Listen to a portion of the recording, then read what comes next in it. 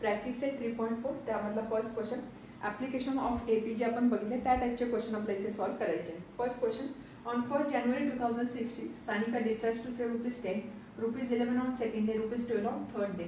Sanika decide करते 1 January 2016 ला, म्हणजे न्यू इयरच्या फर्स्ट डेला ती डिसाइड करते की आज मी ₹10 सेव्ह करणार, उद्या 11, परवा 12, तर अशा पद्धतीने मी सेव्हिंग करणार असं ती डिसाइड करते. If she decides to save like this, जर तिने असं डिसाइड केलं की ती याच पद्धतीने सेव्ह करत राहील, तर then on 31 December 2016 what would be her total saving. तर 31 December 2016 म्हणजे इयरच्या एंडला, 2016च्या स्टार्टला तिने मनी सेव्हिंग स्टार्ट केलं, त्यानंतर इयरच्या एंडला लास्ट डेला तिची टोटल सेव्हिंग किती असणार ते आपल्याला फाइंड करायचं आहे. क्वेश्चन समजून काय सांगितलं की सानिका डिसाइड करते 1 January 2016 ला किती ₹10 सेव्ह करेल, नेक्स्ट डेला ती ₹11 सेव्ह करेल, नेक्स्ट डेला 12 सेव्ह करेल. तर अशा पद्धतीने जर तिने वर्षभर सेव्हिंग करत राहिली, ती अशा पद्धतीने वर्षभर सेव्हिंग करत राहिली, तर एंडला इयर एंडला म्हणजे 31 December 2016 ला तिची टोटल सेव्हिंग किती आहे ते आपल्याला विचारलं आहे. टोटल सेव्हिंग म्हणजे this plus this plus this plus this म्हणजे sum of n terms of AP. ठीक आहे, आता हे AP आहे लगेच आपल्याला समजतं, रोज ती एक रुपयाने अमाऊंट वाढवते. फर्स्ट डेला 10, देन 11, देन 12, देन 13, रोज एक रुपयाने ती अमाऊंट वाढवते. म्हणजे कॉमन डिफरन्स किंवा कॉन्स्टंट डिफरन्स किती आहे 1. कॉमन डिफरन्स कॉन्स्टंट आहे म्हणजे हा AP आहे. तर या AP साठी आपल्याला टोटल SN फाइंड करायचं आहे, म्हणजे टोटल एवढी वर्षभर तिची किती सेव्हिंग झाली ते आपल्याला फाइंड करायचं आहे. आता SN म्हणजे काय, टोटल वर्षभर किती म्हणजे एनची व्हॅल्यू किती घेणार आहे आपण, एनची व्हॅल्यू आपण घेणार आहोत एका वर्षाचे किती दिवस असतात तो आकडा. एका वर्षाचे किती दिवस असतात 365. आपल्याला माहिती आहे एका वर्षामध्ये 365 डेज असतात. डेज 365 पण असू शकतात किंवा 366 सुद्धा असू शकतात. 366 कसे असू शकतात माहिती आहे तुम्हाला हे, कारण असे काही वर्ष असतात की ज्याला आपण लीप इयर बोलतो. काय बोलतो, लीप इयर. लीप इयरची कॉन्सेप्ट तुम्हाला माहिती असेल तर लीप इयर म्हणजे काय, असे काही इयर्स असतात की ज्याच्यामध्ये फेब्रुवारीमध्ये जनरली फेब्रुवारीमध्ये 28 डेज असतात राईट. तर काही इयर्सच्या फेब्रुवारीमध्ये 29 डेज येतात. किती येतात 29 डे, म्हणजे एक डे एक्स्ट्रा येतो. तो एक डे एक्स्ट्रा येतो, त्यामुळे आपण जे बोलतो की वर्षाचे किती दिवस असतात 365, तर तो 1 डे यामध्ये ॲड होतो आणि त्यामुळे टोटल डेज असतात 366. त्यामुळे जेव्हा केव्हा तुम्हाला असे नंबर ऑफ डेज, इयरचे नंबर ऑफ डेज चेक करायला लावले असेल किंवा त्याच्याशी रिलेटेड काही क्वेश्चन असेल तर सगळ्यात आधी चेक करायचा दिलेला इयर, दिलेलं वर्ष लीप इयर आहे की नाही. लीप इयर आहे की नाही हे आपण कसं चेक करतो, लीप इयर दर 4 वर्षांनी येतं. किती, दर 4 वर्षांनी लीप इयर येतं. लीप इयर आहे की नाही चेक करण्याची एकदम सिंपल ट्रिक काय आहे की जे इयरचा जो वर्ष असेल किंवा जे इयर असेल ना, फॉर एक्झाम्पल आता 2024 चालू आहे, हे जे वर्ष आहे ना याला जर आपण 4 नी डिवाइड केलं आणि हा नंबर कम्प्लिटली डिव्हिजिबल असेल 4 नी तर तो असतो लीप इयर. आता इथे जर तो म्हटलं 2024 हा कम्प्लिटली डिव्हिजिबल आहे 4 नी, त्यामुळे 2024 हा लीप इयर आहे. तुम्ही एकदा कॅलेंडर बघा किंवा तुम्ही आठवून बघा, फेब्रुवारी मंथ बघा, फेब्रुवारीमध्ये ह्या वर्षीच्या फेब्रुवारीमध्ये 29 डेज आलेले होते, कारण 2024 होता लीप इयर. 29 डेज होते, त्यामुळे ह्या वर्षासाठी टोटल डेज होते 366. ठीक आहे, समजते काय सांगते ते. त्यामुळे जेव्हा किंवा नंबर ऑफ डेज आपल्याला वर्षाचे काउंट करायचे असतील सगळ्यात आधी इयर चेक करा कोणतं आहे ते, लीप इयर आहे की नाही ते डिसाईड करा. त्याच्या अकॉर्डिंग एनची व्हॅल्यू 365 घ्यायची का 366 घ्यायची ते आपल्याला डिसाईड करायचं असतं.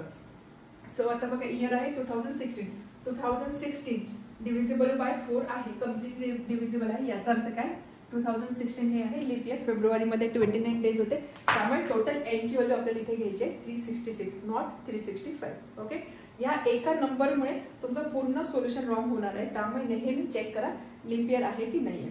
So solution what is given on 1 Jan 2016 Sanika saves ₹10, next day ₹11, next day ₹12. अशा पद्धतीने ती सेव्हिंग करते. सो देअरफॉर सेव्हिंग अमाऊंट, जर आपण अमाऊंट मेन्शन केली काय काय अमाऊंट ती सेव्ह करते, फर्स्ट डेला 10, देन 11, 12, 13 अशा पद्धतीने तिची सेव्हिंग होते. So this sequence is an AP आहे विथ फर्स्ट टर्म म्हणजे फर्स्ट पोझिशनला कोणता नंबर आहे तो number with A is equal to 10 and common difference that is equal to 11 minus 10 or 13 minus 12 that is equal to 1. म्हणजे d ची value किती आली 1. ओके, a ची व्हॅल्यू मिळाली, d ची व्हॅल्यू मिळाली. आता आपल्याला फाइंड करायची total saving. So to find total saving, total saving find करायची म्हणजे आपल्याला काय फाइंड करायचं आहे, 10 प्लस 12 प्लस 13 प्लस द्यायला जो लास्ट डेला जी सेविंग असते ती सेविंग आपल्याला फाइंड करायची आहे. यासाठी आपल्याला टोटल नंबर ऑफ डेज लागणार आहे. टोटल नंबर ऑफ डेज म्हणजे एन ची व्हॅल्यू इथे लागणार आहे. एन ची व्हॅल्यू काय असणार आहे हियर, एन ची व्हॅल्यू म्हणजे किती डेज आहे टोटल, एका वर्षामध्ये किती डेज आहे. तर त्यासाठी आपल्याला एन ची व्हॅल्यू 366 आपण कन्सिडर करतो. हे का कन्सिडर करतो ते सुद्धा मेन्शन करावं लागणार आहे. Here given is 2016 which is leap year. Leap year कसा डिसाइड केला, डिवाइड बाय 4 आपण केलेला आहे. 4 नी कंप्लीटली डिव्हिजिबल आहे which is leap year. therefore total number of days in that year is 365 plus 1 that is equal to 366. याचा अर्थ number of days आपल्याला काय घ्यायचं आहे 366. एन माहित झाला, ए माहित झालं, डी माहिती झालं. आपल्याला आता फक्त फॉर्म्युला यूज करायचा आहे. Sn is equal, याला आपण असं लिहू, that is equal to Sn. Okay, so Sn is equal to formula for an AP, formula for Sn, n by 2 inside bracket 2a plus n minus 1 into d. n is 366 म्हणजे 366 days मध्ये किती saving झाली, 366 divided by 2, 2 into a is 10 plus n आहे 366 minus 1 आणि common difference आहे 1 चा. 366 divided by 2 this is 20 plus 365. 365 into 1, so 365 that is equal to 366 into हे येणार आहे 385 and divided by 2. 366 by 2 183 into 385. आपण ही डिव्हिजन फाइंड केली, दॅट इज 183. या दोन नंबरचा प्रॉडक्ट आपल्याला फाइंड करायचं आहे. 183 into 385 183.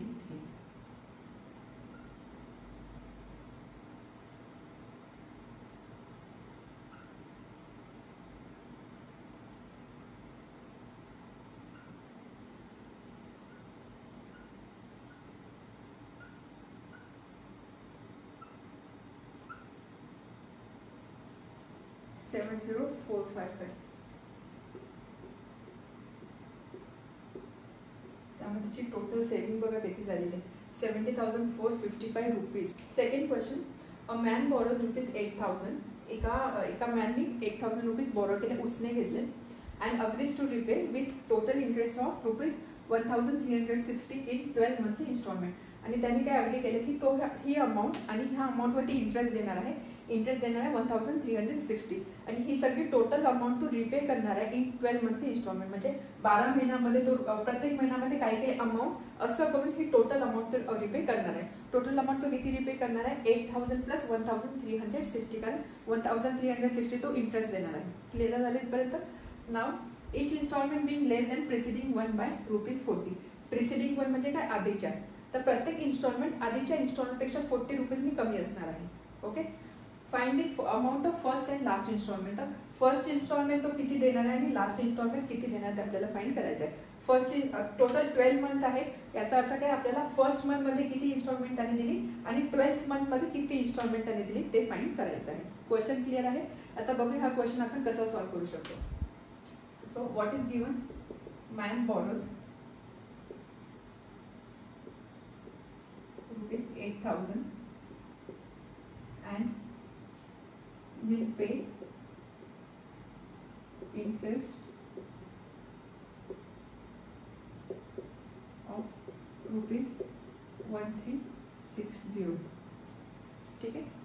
Therefore total amount to pay आणि हे तो 12 मंथच्या इन्स्टॉलमेंटमध्ये पे करतो, त्यामुळे आपण असं लिहू शकतो therefore total amount to pay in 12 monthly instalments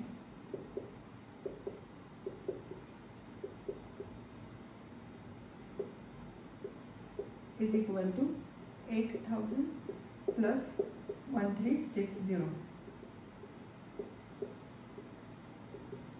तर टोटल अमाऊंट त्याला किती पे करायचं आहे 9,360 एवढं अमाऊंट त्याला पे करायचं आहे 12 महिन्यामध्ये. Another condition total instalments 12 months आहे, प्रत्येक महिन्यामध्ये एक आहे, म्हणजे टोटल इन्स्टॉलमेंट किती आहे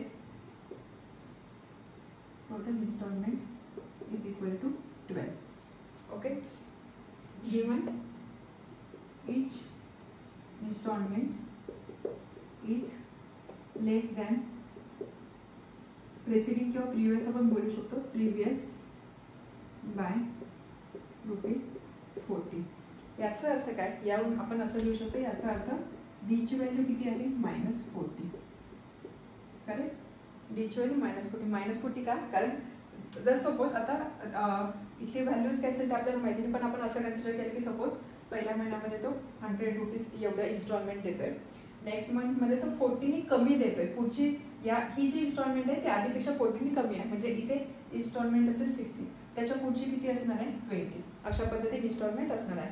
याचा अर्थ काय, डी जर आपण फाइंड केला, डी किती असणार 60 मायनस 100, किंवा इथे जर बघितलं 20 मायनस 60, तर डीची व्हॅल्यू किती येते -40. त्या लॉजिकनी डीची व्हॅल्यू -40 आपल्याला मिळाली आहे. समजलं इथपर्यंत. तर आता बेसिकली आपल्याला फाइंड काय करायचं आहे, आपल्याला फाइंड करायचं आहे total, find the amount of first and last instalment. First आणि लास्ट इन्स्टॉलमेंटची अमाऊंट फाइंड करायची, म्हणजे आपल्याला to find first and last instalment, म्हणजे आपल्याला फाइंड करायचं आहे T1 काय असणार आहे दिलेल्या AP साठी, आणि T12 काय असणार आहे, या दोन व्हॅल्यूज आपल्याला फाइंड करायच्या आहे. बट त्यासाठी आपण फॉर्म्युला यूज करणार आहोत. ते फॉर्म्युला यूज करण्याआधी आपल्याला डिक्लेअर करावं लागेल की हा सिक्वेन्स काय, हा सिक्वेन्स AP आहे, त्यामुळे इथे आपण लिहू शकतो this implies there is constant difference between two instalments and hence it is an AP. आता एकदा AP आपण डिक्लेअर केलं, त्यानंतर आपण फॉर्म्युला यूज करू शकतो. ठीक आहे, AP आहे हे सगळ्यात आधी आपण लिहिलं, त्याचा कॉमन डिफरन्स मिळालेला आहे. आपल्याला फाइंड करायचा फर्स्ट टर्म आणि फर्स्ट इन्स्टॉलमेंट आणि last instalment for given AP, किंवा फर्स्ट टर्म आणि last term of given AP. आता इथे आपण काय कसं फाइंड करू शकतो, आपल्याकडे टोटल अमाऊंट इथे मिळालेली आहे. टोटल अमाऊंट म्हणजे काय असणार आहे, फर्स्ट मंथमध्ये किती गेला, सेकंड मंथमध्ये किती गेला, थर्ड मध्ये किती गेला, या सगळ्यांची ॲडिशन, या सगळ्यांची ॲडिशन म्हणजे टोटल एंड ऑफ इयर, म्हणजे 12 मंथमध्ये टोटल किती अमाऊंट त्यांनी पे केलेली आहे, म्हणजे S12 आपल्याला इथे दिलेली आहे. समजते, what is this value, this value is of S12, sum of n term, sum of 12 terms, and we know for an AP Sn is equal to n/2 inside bracket 2a plus n-1 into d. Okay, and therefore S12 is equal to n/2 into 2a plus 12 minus 1 into d is minus 14. या values आपण इथे put केल्या. Okay, then ते सिम्प्लिफायज आपण केलं तर 6 2a 11 into minus 14, so minus 440 S12. Therefore S12 is equal to 12a minus 2640. S12 ची value तर आपल्याकडे आहे, त्यामुळे ती व्हॅल्यू आपण इथे पुट करू शकतो. 9360 is equal to 12a minus 2640. 12a is equal to या दोन नंबरची addition 0 0 0 12, and therefore a is equal to 12,000 upon 12, म्हणजे a ची व्हॅल्यू किती असणार आहे 1000. डिव्हिजन फर्स्ट टर्म आपल्याला इथे मिळालेली आहे, म्हणजे a ची व्हॅल्यू आपल्याला मिळाली आहे, a ची व्हॅल्यू माहिती आहे, d ची व्हॅल्यू माहिती आहे. आपल्याला फाइंड करायचं फर्स्ट इन्स्टॉलमेंट. फर्स्ट इन्स्टॉलमेंट म्हणजे काय असणार आहे, फर्स्ट इन्स्टॉलमेंट म्हणजे first term, right, that is equal to T1 means A. A किती आहे, A ची व्हॅल्यू मिळाली 1000. दिलेल्या एपीची फर्स्ट टर्म म्हणजे नेहमी ए असते, त्यामुळे एची व्हॅल्यू आली 1000. त्यानंतर आपल्याला फाइंड करायचं आहे 12th टर्म. ठीक आहे, लास्ट इन्स्टॉलमेंट म्हणजे काय T12 फाइंड करायचं आहे. So Tn is equal to a plus n minus 1 into t. हा फॉर्म्युला आपण इथे यूज करणार आहोत. Therefore T12 is equal to a plus 12 minus 1 11 d. आणि देअरफॉर T12 12th टर्म काय असणार आहे 1000 plus 11 into d. 11 into d is minus 14. 1000 minus 440. यांचे जर आपण सबट्रॅक्शन बघितले ते सबट्रॅक्शन येणार 560. याचा अर्थ काय, फर्स्ट मंथमध्ये इन्स्टॉलमेंट असणार आहे 1000 रुपीज और ₹1000 आणि लास्ट मंथमध्ये इन्स्टॉलमेंट असणार आहे 560 rupees. Next question, question number 3. Sachin invested in a national saving certificate scheme. सचिनने नॅशनल सेविंग सर्टिफिकेट स्कीममध्ये इन्व्हेस्ट केलेलं आहे.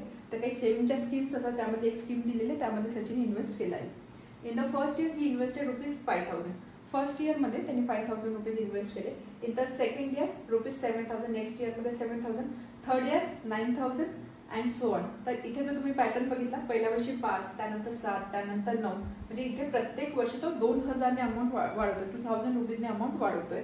Find total amount that he invested in 12 years. अशा पद्धतीने त्यांनी 12 इयर इन्व्हेस्टमेंट केली आहे किंवा 12 इयर तो इन्व्हेस्टमेंट करणार आहे. पण टोटल अमाऊंट तो किती इन्व्हेस्ट करेल किंवा टोटल अमाऊंट त्यांनी किती इन्व्हेस्ट केलेली असेल ते आपल्याला फाइंड करायचं आहे. क्वेश्चन क्लिअर झालं. एका स्कीममध्ये पैसे त्यांनी तो इन्व्हेस्ट करतोय. पहिल्या वर्षी 5000, दुसऱ्या वर्षी 7000, नेक्स्ट इयर 9000, असे टोटल त्यांनी 12 इयर्स अशी सेव्हिंग केलेली आहे. तर आपल्याला विचारलं टोटल अमाऊंट त्यांनी किती इन्व्हेस्ट केली. इथे जर बघितलं प्रत्येक ठिकाणी 2000ने तो अमाऊंट इन्क्रीज करतोय. कॉन्स्टंट डिफरन्स आहे, that means this is an AP. Total amount किती सेव्ह केली म्हणजे टोटल जेव्हा केव्हा असेल त्यावेळेस लगेच समजून घ्यायचं, आपल्याला फाइंड करायचं आहे एसएन, टोटल सम फाइंड करायचे. त्यामुळे आपल्याला इथे एसएनचा फॉर्म्युला यूज करायचा आहे. एन इज इक्वल टू 12 असणार आहे, कारण आपल्याला 12 इयरमध्ये किती इन्व्हेस्टमेंट केली ते फाइंड करायचं आहे. तर एनची व्हॅल्यू 12 पुट करायची, त्याच्यावरून आपल्याला एसएनची व्हॅल्यू मिळणार आहे. यामध्ये आपल्याला कॉमन डिफरन्स सुद्धा इथे मिळतो. डीची व्हॅल्यू 2000, फर्स्ट टर्म सुद्धा माहिती आहे, म्हणजे ए माहिती आहे, डी माहिती आहे, एन माहिती आहे. एसएनचा फक्त फॉर्म्युला यूज करा, त्यामध्ये व्हॅल्यू पुट करा, त्यावरून तुम्हाला टोटल सेव्हिंग मिळणार आहे. समजलं क्वेश्चन कसं सॉल्व्ह करायचं आहे. तर सगळ्यात आधी आपल्याला हे मेन्शन करावं लागेल की दिलेला सिक्वेन्स एपी आहे, त्यानंतरच फॉर्म्युला आपण इथे यूज करू शकतो. So investment of Sachin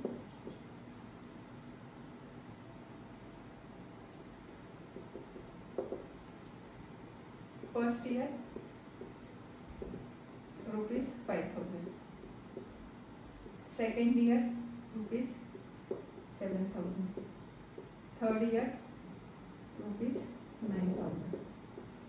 this implies sequence आपल्याला काय मिळतं 5000, 7000, 9000 डॅश डॅश डॅश.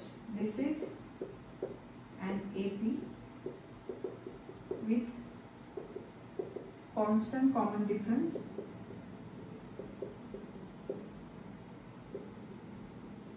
आणि तो डिफरन्स किती आहे, that difference is equal to 7000 minus 5000, that is equal to 2000. म्हणजे डी ची व्हॅल्यू आहे इथे 2000.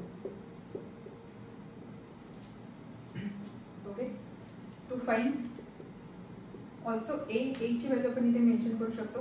अँड फर्स्ट म्हणजे फर्स्ट मंथमध्ये किती त्याने इन्व्हेस्ट केले ₹5000, so A is equal to 5000.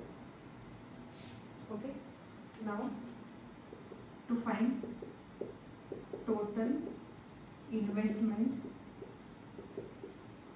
In 12 months. 12 monthमध्ये त्याने किती इन्व्हेस्टमेंट केली आहे, that is to find S12 ची व्हॅल्यू आपल्याला फाइंड करायची आहे. For an AP we know Sn is equal to n/2 inside bracket 2a plus n-1 into T. इथे 2a असतो. फक्त टीएचा जो फॉर्म्युला आहे, टीएच्या फॉर्म्युलामध्ये आपण फक्त a घेतो. Therefore S12 is equal to एनची व्हॅल्यू किती आपण पुट करतो इथे 12/2 inside bracket 2a 2 into 5000 plus n-1 म्हणजे 12 - 1 that is 11 11 into D, D is 2000. 6 into 10,000 plus 22,000. 6 into 10,000 plus 22,000 म्हणजे 32,000.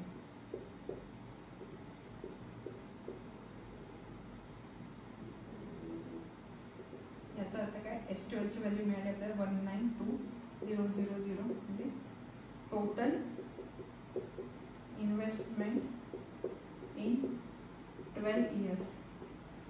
किती इन्व्हेस्टमेंट केली त्याने, ₹1,92,000. Next question, question number 4. There is an auditorium with 27 rows of seats. एक ऑडिटोरियम आहे, त्या ऑडिटोरियममध्ये 27 rows आहे. There are 26 in the first row. First row मध्ये 26 आहे. 22 सीट्स इन सेकंड रो मध्ये 22 आहे. 24 सीट्स इन थर्ड रो मध्ये 24 सीट्स आहे अँड सो ऑन. त्याच्यावर लगेच पॅटर्न लक्षात येतो की सांगितलं आहे काय आहे की एक ऑडिटोरियम आहे, त्याच्यामध्ये असे टोटल 27 rows आहे. ओके, त्यामध्ये फर्स्ट रो जे आहे तर फर्स्ट रो मध्ये नंबर ऑफ सीट्स आहे 20. सेकंड रो मध्ये सीट्स दोन्ही इन्क्रीज होत आहे, सीट आहे 22. नेक्स्ट रो मध्ये 24 सो ऑन, म्हणजे नेक्स्ट रो मध्ये असणार आहे 26. पॅटर्न बघितलं तर लगेच लक्षात येईल दोन्ही सीट इन्क्रीज होत आहे, that means this is an AP. So clearly AP आपल्याला इथे दिलेलं आहे. Find total number of seats in the 15 row. तर आपल्याला पहिला क्वेश्चन काय विचारला, number of seats in the 15 row. तर अशा पद्धतीने या पॅटर्नच्या अकॉर्डिंग जी 15th रो असेल या 15th रो मध्ये किती नंबर ऑफ सीट आहे ते आपल्याला फाइंड करायचे आहे. नंबर ऑफ सीट विचारला म्हणजे इथे आपल्याला कोणता फॉर्म्युला यूज करावा लागणार आहे, आपल्याला फॉर्म्युला TN चा फॉर्म्युला यूज करावा लागणार आहे. ठीक आहे, nth term. Also find how many total seats are there in the auditorium. Second question विचारले टोटल सीट आपल्याला विचारले. टोटल सीट म्हणजे इथून आपल्याला हिंट मिळेल, आपल्याला सम फाइंड करायची. कसली सम फाइंड करायची आहे की टोटल सीट्स किती आहे, म्हणजे 20 प्लस 22 प्लस 24 अशा पद्धतीने 27 रोज मध्ये टोटल नंबर ऑफ सीट्स किती आहे ते आपल्याला फाइंड करायचं आहे. तो इन शॉर्ट आपल्याला एसएन फॉर्म्युला यूज करून आपल्याला सम फाइंड करायची आहे. आय होप क्वेश्चन क्लिअर आहे. आता बघूया हा क्वेश्चन आपण कसा सॉल्व्ह करतोय. Total number of seats 27. Total number of seats is equal to 27. 27 rows आहे, प्रत्येक रोज मध्ये काही सीट्स दिलेले आहेत, त्यामुळे n is equal to 27. Now seats in rows. First row मध्ये 20 सीट आहे, नेक्स्ट मध्ये 22, नेक्स्ट मध्ये 24 अशा पद्धतीने सीट्स दिलेले आहेत. This is clearly an AP. This is an AP. This is an AP with common difference. दोन सीट्स वाढत आहेत त्यामुळे कॉमन डिफरन्स असणार आहे 2, दॅट इज 22 मायनस 20 और 24 minus 22 that is equal to 2 आणि हेच D इज इक्वल टू 2. त्याच पद्धतीने फर्स्ट रो मध्ये किती सीट्स दिलेले आहेत, नंबर ऑफ सीट्स आर 20, त्यामुळे A is equal to 20. Okay, जी इन्फॉर्मेशन आपल्याला दिली ती सगळ्यात आधी आपण नोट डाऊन केली. Now first part, to find number of seats in 15th row. Number of seats in 15th row म्हणजे आपल्याला फाइंड करायचं आहे T15. TN चा फॉर्म्युला आपल्याकडे आहे, TN is equal to A plus A minus 1 into D. n is equal to 15 put केले तर आपल्याला मिळणार T15 is equal to A plus 15 minus 1 into D. D is 2. 20 plus 14 into 2 28. So that is equal to 48. त्यामुळे 15 term काय असणार आहे 48. 15 term म्हणजे 15th row मध्ये नंबर ऑफ सीट किती असणार आहे 48. इथे त्यामुळे तुम्ही वन लाईन मध्ये लिहू शकता. Therefore number of seats in 15th row is 48. Part 1 चला तर पार्ट 2. सेकंड आपल्याला विचारला आहे टोटल सीट्स इन ऑडिटोरियम किंवा असं आपण लिहू शकतो total seats in 27 rows. So that is equal to S27 is equal to S27 आणि आपल्याकडे SN चा फॉर्म्युला आहे n/2 inside bracket 2A plus n minus 1 into D and therefore S27 is equal to n is 27 2 into A plus 27 minus 1 26 into D is 2. 27/2. इथे आपण 2 इथे divide करून घेऊ. 2 ज्यावेळेस आपण ब्रॅकेटमध्ये घेऊ त्यावेळेस इथे 2 कॅन्सल होऊन इथे राहणार 20 प्लस 26. 27 इंटू 46. या दोन नंबरचं प्रॉडक्ट आपल्याला फाइंड करायचं आहे. 27 into 46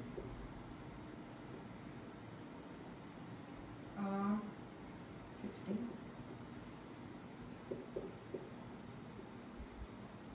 1 to 42. Therefore, S27 is equal to 1242. म्हणजे टोटल नंबर ऑफ सीट्स इथे आपण लिहू शकतो. Therefore, total number of seats in given auditorium is 1242. Next question. Kargil's temperature was recorded in a week from Monday to Saturday. कारगिलचं temperature record केलं आहे from Monday to Saturday, म्हणजे 6 दिवसासाठी temperature record केलं आहे. All readings were in AP. त्यामध्ये असं notice झालं की जे सगळे रिडिंग्स झाले हे सगळे रिडिंग्स AP आहे, म्हणजे 2 रिडिंगमध्ये असणारा डिफरन्स नेहमी कॉन्स्टंट आहे. The sum of temperature of Monday and Saturday was 5 degree Celsius more than sum of temperature of Tuesday and Saturday. तर टेम्परेचरमधलं रिलेशन दिलं आहे की मंडे आणि सॅटर्डेला जे टेम्परेचर ऑब्झर्व झालं त्याची सम 5 डिग्री सेल्सियस जास्त आहे. कशापेक्षा? Sum of temperature of Tuesday and Saturday. Tuesday आणि सॅटर्डेचं जे कलेक्टिव्ह टेम्परेचर आहे त्याच्यापेक्षा हे टेम्परेचर 5 डिग्री सेल्सियसनी जास्त आहे. If the temperature of Wednesday was -30, त्यानंतर वेनसडेचं टेम्परेचर आपल्याला दिलं आहे -30, then find temperature of other 5 days. मग बाकीच्या 5 दिवसाचं टेम्परेचर किती आहे ते आपल्याला फाइंड करायचं आहे. समजलं काय क्वेश्चन दिलेलं आहे. कारगिलचं टेम्परेचर मेजर केलं मंडे टू सॅटर्डे, 6 दिवसाचं टेम्परेचर मेजर केलं आहे. त्यामधलं वेनसडेचं टेम्परेचर आपल्याला दिलेलं आहे आणि बाकीचे जे डेज आहे त्याच्यामधलं रिलेशन आपल्याला दिलेलं आहे, टेम्परेचरचं रिलेशन दिलेलं आहे. मग हा क्वेश्चन आपण कसा सॉल्व्ह करणार? बाकी काही इन्फॉर्मेशन दिलेलं नाही आहे. एक स्टेटमेंट आहे की टेम्परेचर्स किंवा रिडिंग्स वेअर इन AP. त्यामुळे आपण इथे APचा एक सिक्वेन्स कन्सिडर करणार आहोत. So what is given? Temperatures recorded were in AP. N is equal to 6. 6 दिवसाचं टेम्परेचर रेकॉर्ड केलेलं आहे. अँड देअरफॉर आपण कन्सिडर करूया. Therefore let's assume temperatures were. आपण सिक्वेन्स ॲझ्युम करतोय APचा. तर फर्स्ट टाइम आपण A कन्सिडर करू. A + D, A + 2D, A + 3D, A + 4D आणि 1 2 3 4 5 6 A + 5D असे प्रत्येक दिवसाचे टेम्परेचर आहे असं आपण ॲझ्युम केलेलं आहे. तर टू बी स्पेसिफिक आपण असं लिहू शकतो, this is temperature of Monday, Tuesday, Wednesday, Friday आणि त्यानंतर सॅटर्डे. ओके, हे नंबर इथे आपण A + D, A + 2D असं रिलेशन घेतलं. इथे तुम्ही AP दुसरं सुद्धा किंवा AP मध्ये असणार टर्म दुसरे सुद्धा कन्सिडर करू शकता. म्हणजे A + D, इकडची term A - D, A + 2D, A - 2D, त्यानंतर A + 3D असे 6 टेम्परेचर जरी घेतले तरी चालणार किंवा यामधला कोणताही सिक्वेन्स जरी घेतला तरी चालणार आहे. ओके, इथपर्यंत आता झालं. आता आपल्याला पुढे काय करायचं आहे? आपल्याला काय काय कंडिशन दिलेलं आहे त्या कंडिशन आपल्याला आता फक्त या टर्मच्या फॉर्ममध्ये लिहायचे आहे. गिवन वेनसडेचं टेम्परेचर आपल्याला दिलेलं आहे. वेनसडे म्हणजे आपल्याला दिलं आहे A + 2D ची value, that is equal to -30.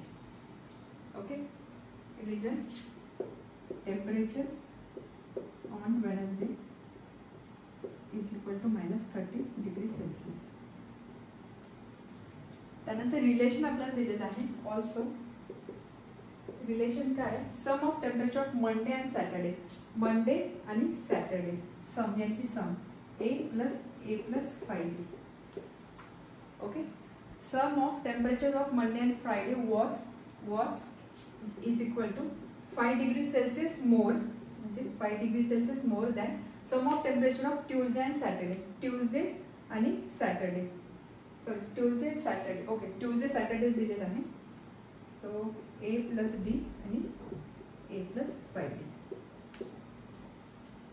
Fine. आता याला आपल्याला सिम्प्लिफाय करायचं. इथे जर तुम्ही बघितलं A + 5D, A + 5D दोन्ही ठिकाणी सॅटर्डे आहे, त्यामुळे त्या टर्म आपण स्ट्रेट अवे कॅन्सल करू शकतो. कारण ॲडिशन आहे, सम ॲडिशन आहे. And therefore A is equal to 5 plus A plus D. A आणि ए सुद्धा कॅन्सल होणार, त्यामुळे डीची व्हॅल्यू किती असणार आहे 5 plus D is equal to 0. 5 plus D is equal to 0, therefore D is equal to -5. डीची value आपल्याला मिळाली. ठीक आहे, हे कॅन्सल कसे झालं बघा, सम आहे ए plus 5d, 5 plus A plus D plus A plus 5d, ह्या दोन टर्म सारख्या त्यामुळे त्या कॅन्सल केल्या. इथे सुद्धा तुम्ही ए आणि ए इथेच कॅन्सल करू शकता. 5 plus D is equal to 0, therefore D is equal to -5. Okay, डीची व्हॅल्यू मिळाली. आता आपण एची व्हॅल्यू फाइंड करू शकतो का? Yes, we can find A value of A. त्याला आपण बोलूया equation 1. From 1 a plus 2d is equal to -30, and therefore a plus 2 into -5 is equal to -30. Therefore a minus 10 is equal to -30. a is equal to -30 plus 10. a is equal to -20. म्हणजे a ची value सुद्धा आपल्याला मिळाली आहे. a माहित झाला, d माहित झाला. आपला क्वेश्चन काय विचारलं, find temperature on other 5 days. आपल्याला अदर 5 डेजचं टेम्परेचर फाइंड करायचं, म्हणजे आपल्याला ह्या सिक्वेन्समधल्या टर्म्स फाइंड करायचे आहेत. त्यामुळे आपण लिहू शकतो therefore temperature on other days Monday, Tuesday, Wednesday, Thursday. Wednesday तर ऑलरेडी दिलेला आहे, सो थर्सडे, फ्रायडे आणि सॅटरडे. मंडे ए, ट्यूजडे ए प्लस डी, देन ए प्लस 3d, ए प्लस 4d आणि लास्ट ए प्लस 5d. -20 मंडेला डिग्री सेल्सिअस, ट्यूजडे ए प्लस डी म्हणजे -20 plus -5 -25 degree Celsius. वेडनेसडेचं होतं -30, त्यानंतर Thursday, त्यामध्ये अजून -5 आपल्याला ॲड करायचं म्हणजे -35 degree Celsius. Next -40 degree Celsius, next -45 degree Celsius. त्यामध्ये तुम्ही 5चा डिफरन्स ॲड करू शकता, किंवा इथे तुम्ही व्हॅल्यू पुट करा. ए प्लस ए प्लस डी म्हणजे -20 प्लस -5. ए प्लस 3d म्हणजे -20 प्लस -15, 3 महिना -35. ए प्लस 5d म्हणजे -20 प्लस -25, -20 प्लस -25 म्हणजे -45 डिग्री सेल्सिअस. तर हे होते बाकीच्या रिमेनिंग डेजचे temperature. Last question, on the world environment day tree plantation programme was arrange on a land which is triangular in shape. World environment डेच्या निमित्ताने ट्री प्लांटेशन प्रोग्राम झाला, आणि त्यामध्ये काय झालं की ट्री प्लांट केले गेले एका लँडवरती. त्या लँडचा शेप दिलेला आहे ट्रँग्युलर शेप. अशी एक लँड होती, त्याच्यावरती झाडं लावली गेली. Trees are planted such that in the first row there is 1 tree. आता ट्रीज कसे प्लांट केले, फर्स्ट रोमध्ये एक ट्री प्लांट केलं. Then in the second row there were 2 trees, second रोमध्ये 2 trees. Third row there were 3 trees, 1 2 3. तर अशा पद्धतीने अँड सो ऑन. तर अशा पद्धतीने एक एक रोमध्ये एक ट्री इन्क्रीज केला आहे. म्हणजे नेक्स्ट रोमध्ये 4 ट्रीज असतील, नेक्स्ट रोमध्ये 5 ट्रीज असतील. तर अशा पद्धतीने ट्रीज जे आहे ते ट्रीज प्लांट केलेले आहे ट्रँग्युलर शेपच्या लँडमध्ये. Find total number of trees in the 25 rows. तर टोटल अशा 25 रोज दिलेले आहे. या 25 रोजमध्ये टोटल किती ट्रीज आहेत ते आपल्याला फाइंड करायचं आहे. टोटल नंबर म्हणजे आपल्याला सम फाइंड करायचे, म्हणजे sum of N terms of AP find करायचे. एपी आहे का? Yes, this is AP. का? कारण जर तुम्ही इथे पॅटर्न बघितला, प्रत्येक रोमध्ये एक ट्री इन्क्रीज होते. म्हणजे 2 रोज आपण कन्सिडर केले, त्यामध्ये असणारा कॉमन डिफरन्स जो असणार आहे तो कॉमन डिफरन्स नेहमी कॉन्स्टंट असणार आहे. म्हणजे हा एपी आहे, सिक्वेन्स एपी आहे. या एपीसाठी आपल्याला एसएन फाइंड करायचं आहे. एनची व्हॅल्यू आहे 25. Okay, so solution, shape of land is triangular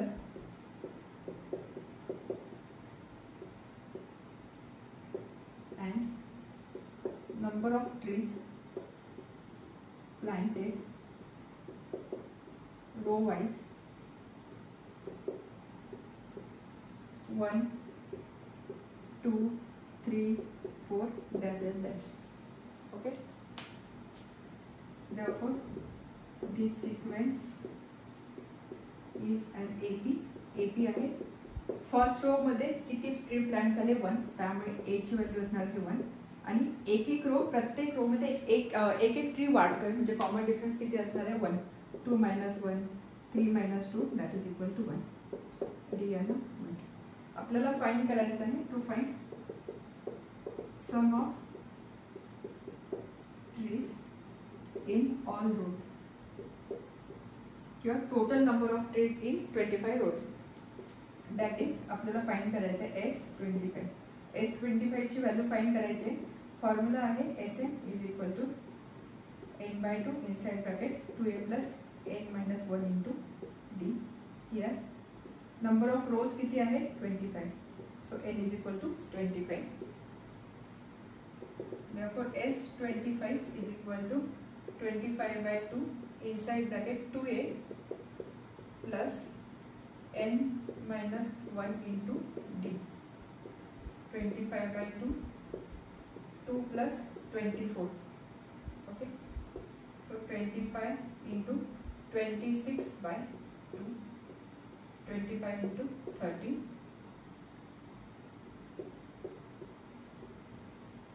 325. So total sum आली 325. That means total trees planted in 25 rows is equal to 325.